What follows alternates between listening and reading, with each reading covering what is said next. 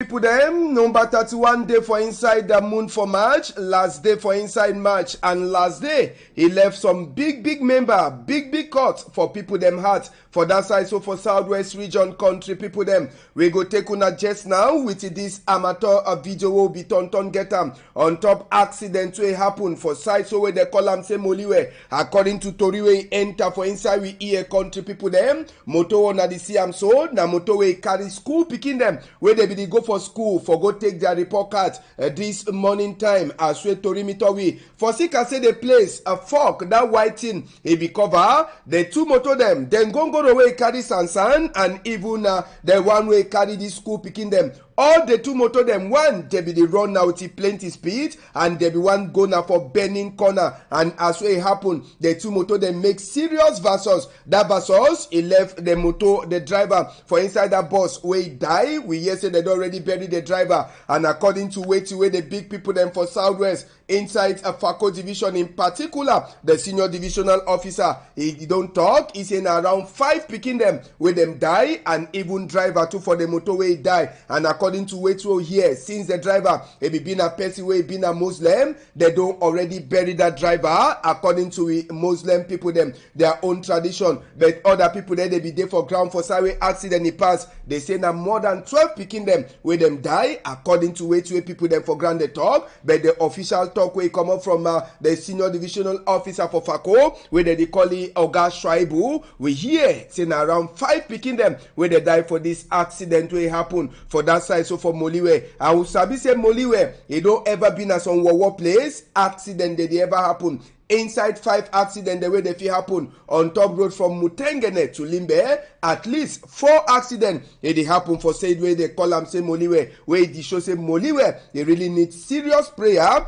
particularly that bending corner for people the way they sabi roadway they go for Limbe in the proper country people them. And as well I tell you now, the accident make big people them for that side. So for inside the FACO division the day outside, we go show now the first image we'll get concerning the Workaway senior divisional officer Shuaibu with divisional officer too for Limbe, and the mayor for inside the Tiko Council all they come up for outside. Now one of the hospital this for side so for Mutengene where they go see am, and they see am with their own crow eye waiting where they pass after where they come up from Mutengene hospital country people. We hear say direction it be there for that side. So for Limbe hospital for mile 1 where they don't go count and see the number for people them where they don't get caught for sika this accident where it happen for that side. So for inside FACO division, as well tell you now accident where it just happen or it happen for morning time, and they picking them they be the go school before this war thing it happen. So as well they talk plenty mommy they cry, plenty papa them they cry on top the accident. On Monday we go turn back popo on top this accident with interview them as well get them inside Tori House country people them. Another chapter for Tori, so for chapter for die. Since we don't start now with them, we go take una enter for mente kwata. And then for that side, so for Nkwen, for Bamenda, we yesterday, Thursday, as we Tori enter for inside we here, now some 2 picking them, country people them, some 2 picking the way. So as we Tori mito we, they drink water for inside water way they pass for mente kwata. We here say this picking they be go for go swim, whether na waiting they pass, whether they no be sabina for swim, now so they drink water, so they go for under water for that side. So for inside that place where they call them say mente kwata. Last now population for the quarter they can come out die body for these 2 picking them for that side as we Tori imitowi country people them.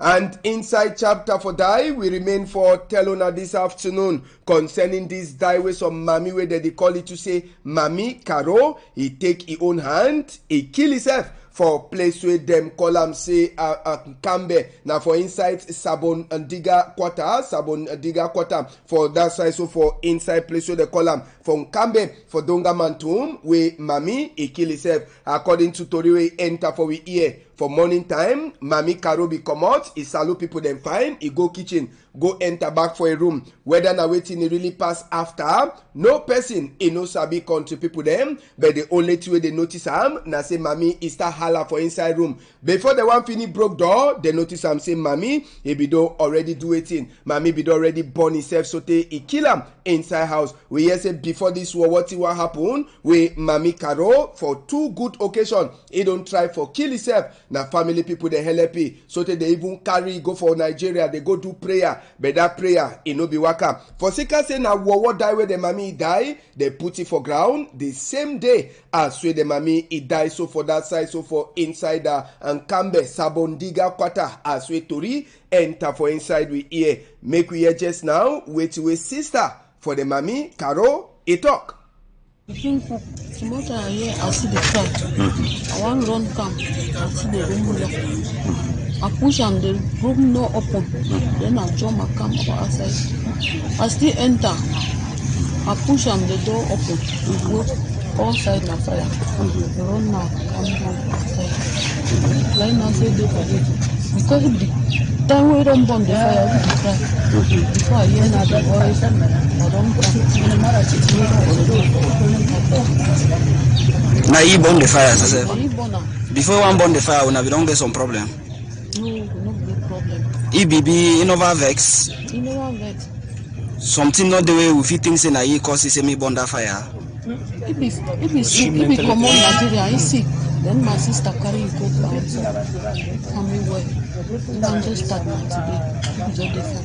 If you think now which kind of sick we not be malaria. Okay, cerebral malaria, no be if it touch your brains more. I don't even know whether it touch your brain or my sister.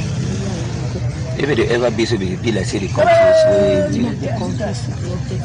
You get how many picking? That picking there are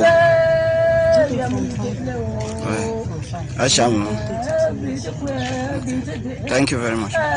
All right. As we Haruna says, we try for talk with the sister for Mami Caro. Now, Tinda will hear. And Sabi say one time when they bury Mami Caro, as when they put it for 6 feet, another prayer too. It be happen just around place where they bury Mami Caro. Serious prayer be happen for day. And it be been a prayer. Say make it be the last war thing where it go happen for that family, for that kind of style. Country people them. The pastor to talk for the family for Mami Caro. For say make the tie heart. Till where it don't happen. It don't happen. Say make na Papa God it continue. For look out the other side for till where it go happen. Now all we one day we go pass for the same road. But no be na the kind of way Mami Caro take kill himself. We pastor the pray. Make when your own time is reach, make you waka go, as we Papa God, he call you. Waiting be really pass. Now, brother, this for Mami Caro, we talk for we. Now, and gentle Baba, as for which way we see now some big abomination, we don't know which way it happen. Now, my sister, so we don't know which way it caused it before it do this kind of act, because it burn itself inside house. And as we burn itself inside house, where all we don't come out, so we did the other way. They call when I call and we come where it don't burn already inside house, so they to arches.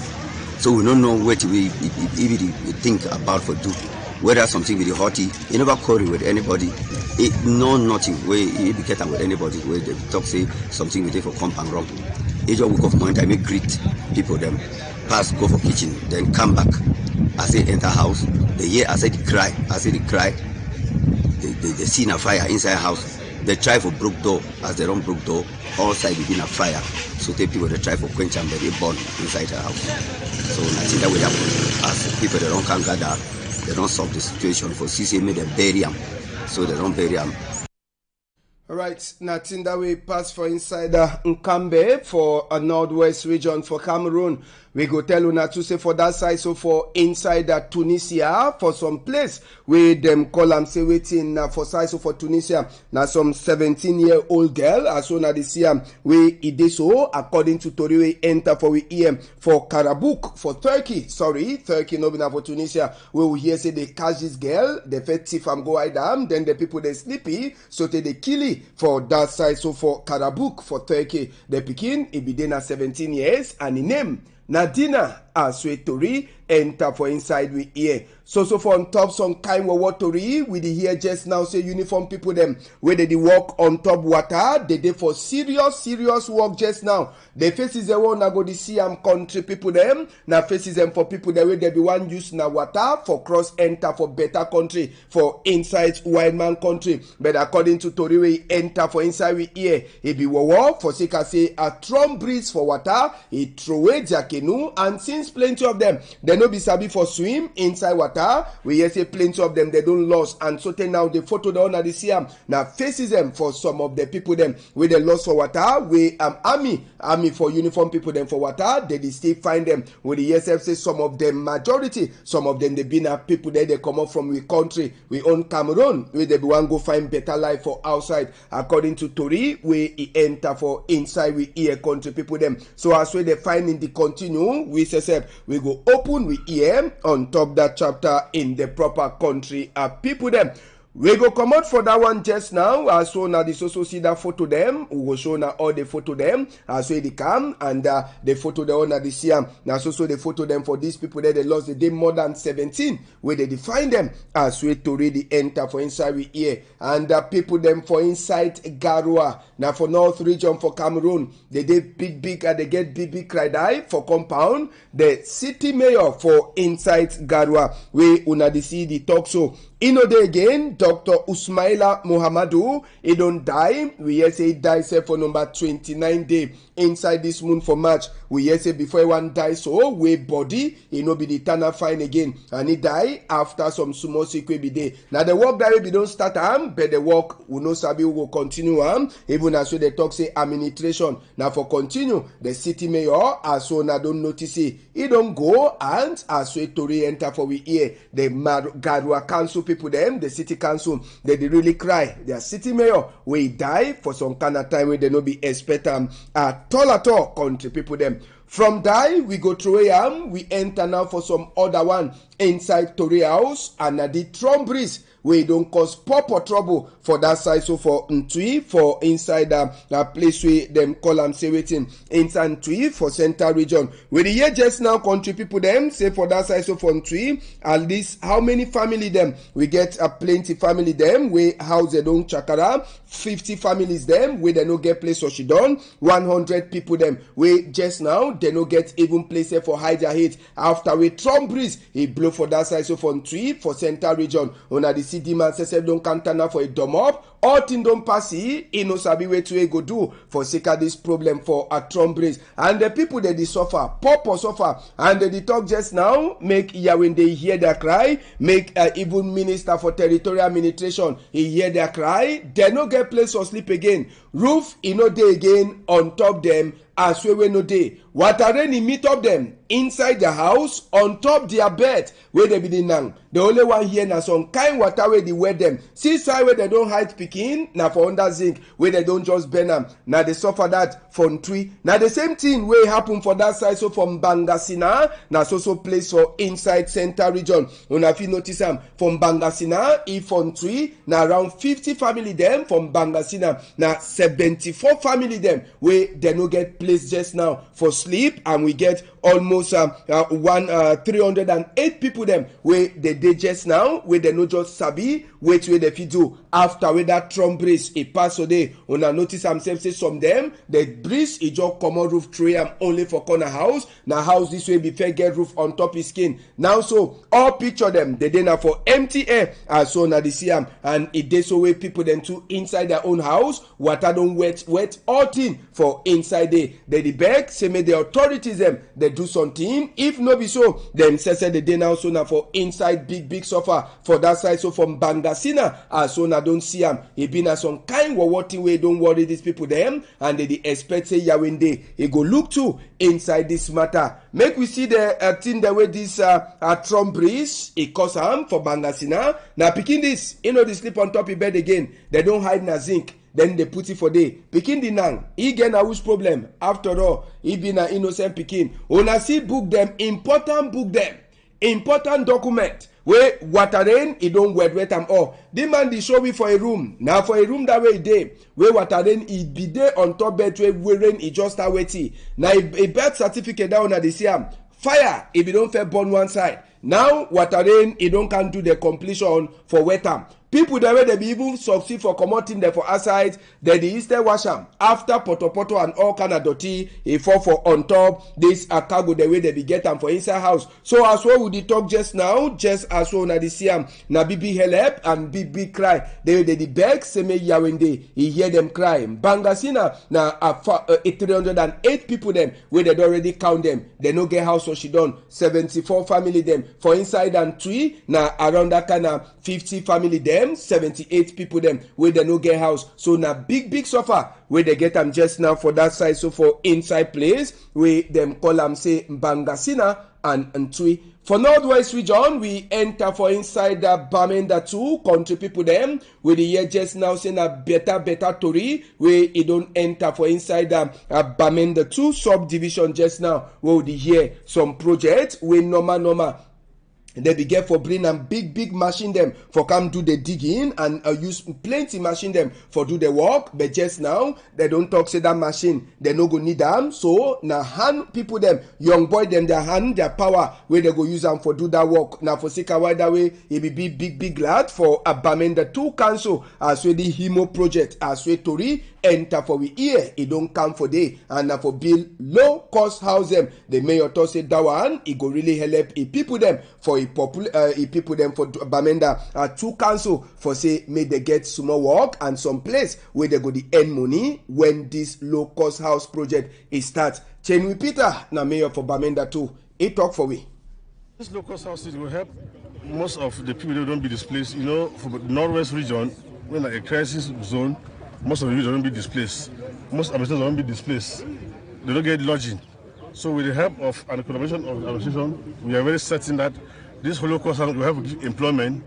It will help for recruit, youth them, they don't be displaced, they never go to school, for pay school fees, for buy job.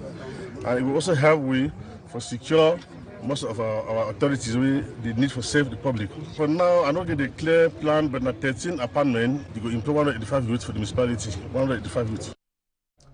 Inside Southwest region, we go take on go from Bongo Square. Bongo Square na for they will be bingando them. For Southwest, it happen country people them. And this time around, na Colonel Eba Benoit, we don't put on top chair the commander for the 10th military region for that side, so for inside Southwest region country people them according to Toriwe enter for we hear the new commander where they call it say a commander Kemfak and Dongmo he chop chair from a commander Nkili where they don't commodity for on top that same chair as we be pass a Colonel Eba Benoit when I put for chair a big man commander Kemfak Dongmo for on top chair he don't talk for ye say true he come now for time where it show like Southwest, it don't quiet small, but that one, it no mean say it no go work. It don't tell you one time, say as well they finish put it for chair. Now for it for start work immediate, for say say that boy them, they also dey for town and they also continue for the step. On top that chapter, Colonel Eba Benoit, he talk thank you for the other big man, Commander Kili, where it be for the head boy, the head place for the 10th region, the 10th military region for that side. So inside Southwest. Na so to he talk for he say he do better work but make he get for go rest after the plenty time he don't work. And the one other thing where they be talk for the new big man na say waiting say make he sabi say teamwork it better pass one person in work. Governor for Southwest region will be represented by the Secretary General, the Mayor for Boya Council, Barrister David Mafani, and other big people. Them all they be there as we they see the new big man. He chop, he chair, and the action Naiwe Oman in the wait and for ground. So for inside Boya country peoples, we enter for inside a consul general office for that side. So for Boya, the Nigerian Consul General, the Secretary General for Southwest Governor office, nice.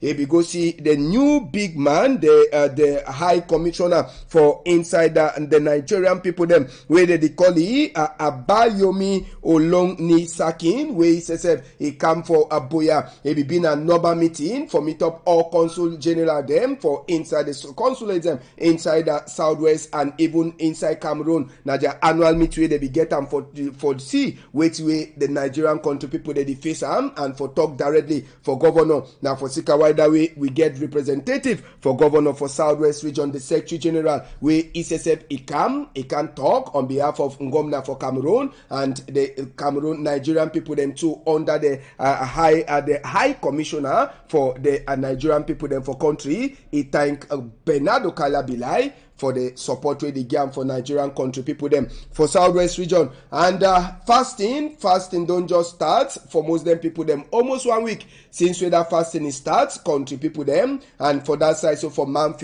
it don't be a tradition as well the mayor for Manfe council is Biwaka he go for them Hausa quarter them the me say the quarter way with Muslim people that she done now for the way he go give all them small support as well the day for inside fasting and he don't talk may they struggle for prayer and pray for Manfi for say make peace come and Cameroon make place a last quiet as we the mayor for Manfi he talk for them. Make we hear some of the Muslim people then talk for we.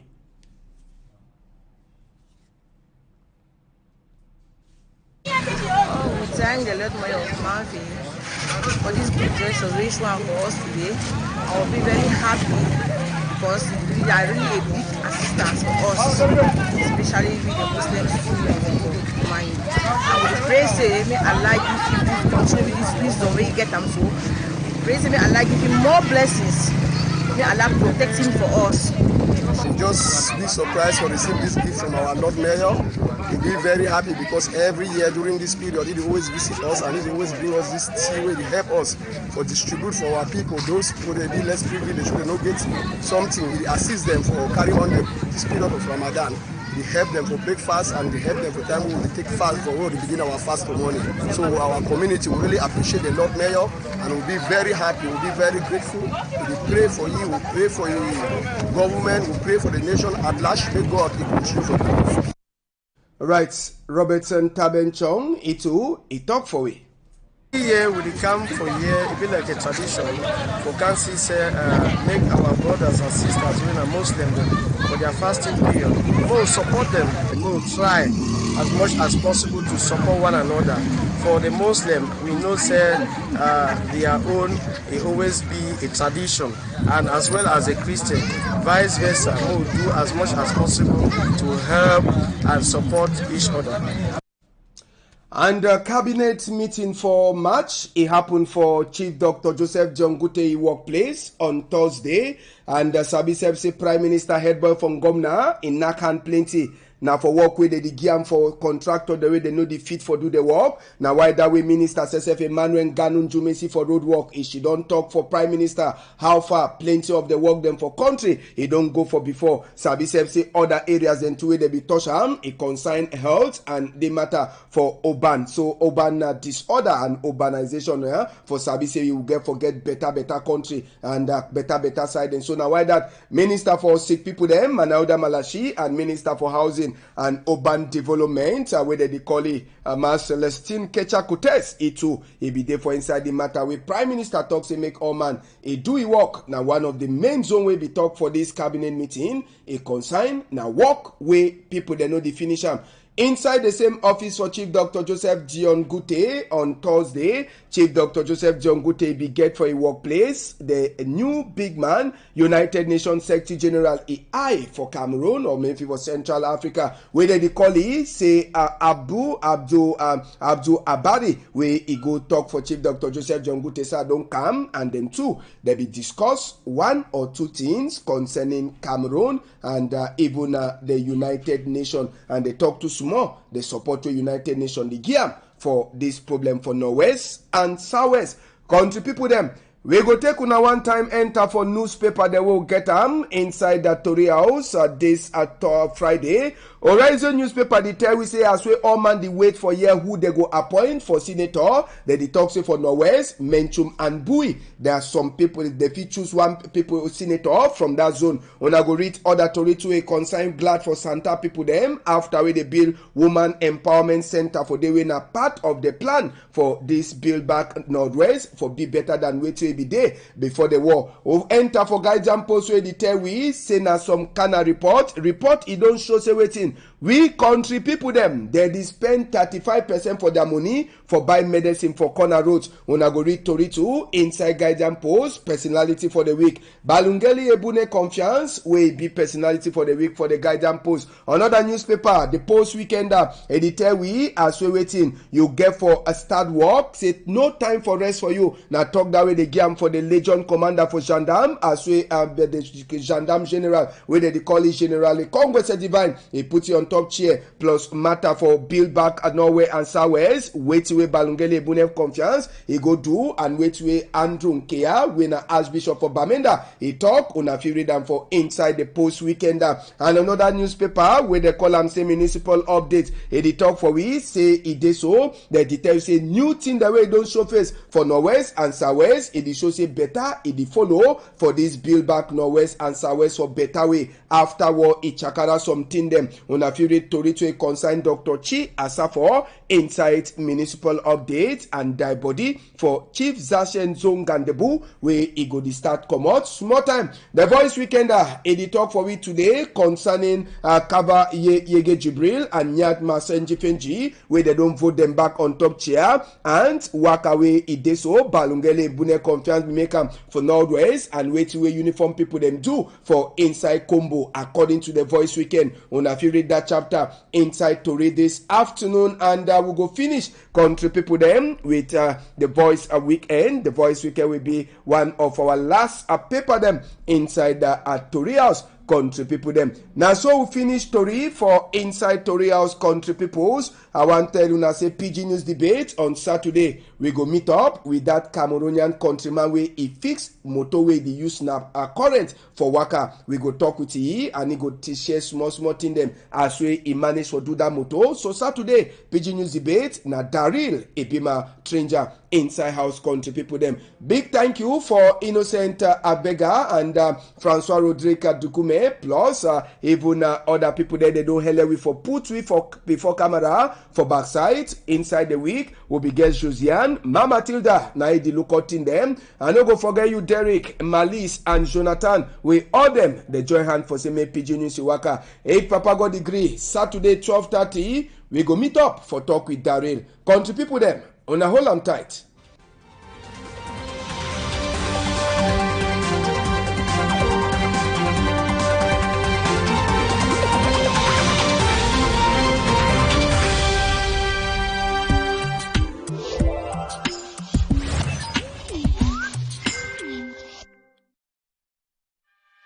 Quand l'heure du repas a sonné, il est un ingrédient que l'on oublie rarement. Celui qui relève le niveau. Celui qui donne du caractère, qui enflamme et qui submerge. Je peux attraper mes tomates? Jusqu'au 31